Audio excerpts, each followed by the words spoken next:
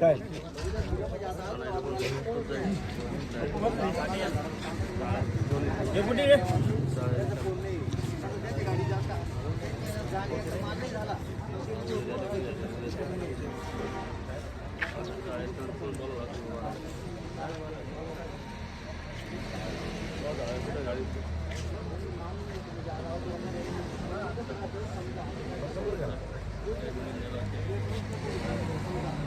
पुढे आवाज आहे बाहेर. निफाड तालुक्यातील ना रुई या गावामध्ये मी आता, आणि हा युवक बसलेला इथं उपोषणासाठी. उपोषणाचा विषय आहे रस्ता पाहिजे.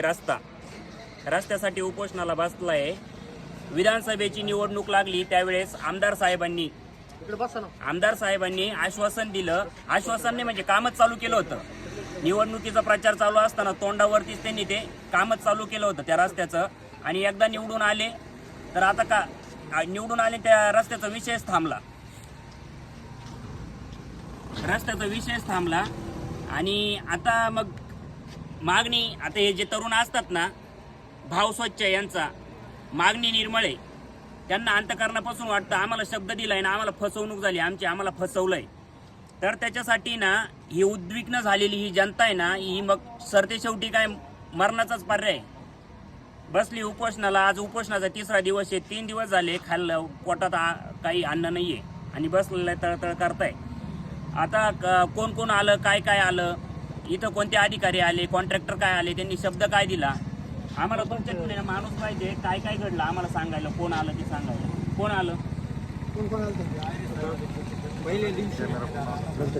पहिल्या दिवशी तर ग्रामसेवक आले होते. आयरे साहेबांच्या थ्रू, पंचायत समिती थ्रू आले.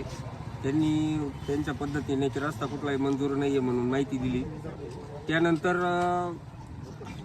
दुसऱ्या दिवशी आयरे साहेब आले.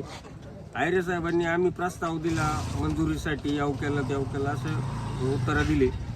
त्याबद्दलही आमचं दुमत नाही. त्याच्यानंतर परत संध्याकाळच्या वेळेस ठेकेदार, बाकीचे राजकारणी लोक आले. तर त्या ठेकेदारांचं असं म्हणणं आहे की मी तो रस्ता करून देतो. पण रस्ता करून देतो तर रस्ता करून कसा देतोय, नेमका इस्टिमेटनुसार करून देतोय का डागडुजी करून देतोय, त्याची क्लॅरिटी काहीच नाही आहे. तर त्याची पण क्लॅरिटी भेटावा आणि योग्य ते पुढचं त्यांनी डिसिजन घेऊन आणि त्याच्यावरती कारवाई करावी, एवढीच माफक त्याची पण अपेक्षा आहे आणि गावची पण अपेक्षा आहे. म्हणजे ना एकदा फसवणूक झाली बरं का आमच्या जनतेची.